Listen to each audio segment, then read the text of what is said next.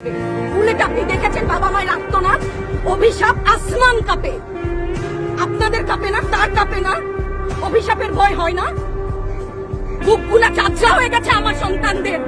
আবার বুলেট বলবেন, কি বলবেন? এগুলো অস্ত্রের মুখে দাঁড়িয়ে আছে, আমাদের পয়সায় কেনা বুলেটে আমাদের সন্তানদের আপনারা বুলেট ছুটছেন। আর কত আর কত? পুলিশ ভাইদেরকে বলি, ভেতরে তো আপনিও মানুষ, পুলিশ ভাই বলি না, ক্ষমা করবেন, মুখ থেকে বার হয়ে গেছে। তাদের ঘরেও সন্তান আছে, তাদের খোলসের ভিতরেও মানুষ। যারা এখনো ঘরে আছেন তারাও জানেন আর কতদিন ভয় পাবেন।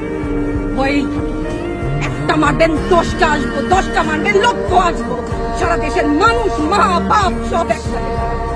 ওদের সন্তানকে মানুষ করার জন্য আমাদের কাছে, শিক্ষকদের কাছে পাঠিয়েছিল।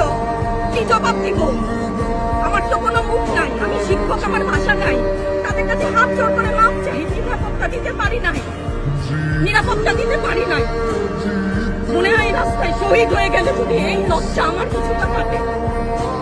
ওদেরকে বলবার আমার কিছু নাই।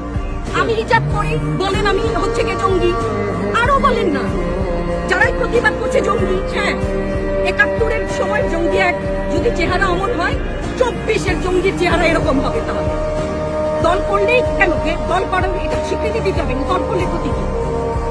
অধিকারী তো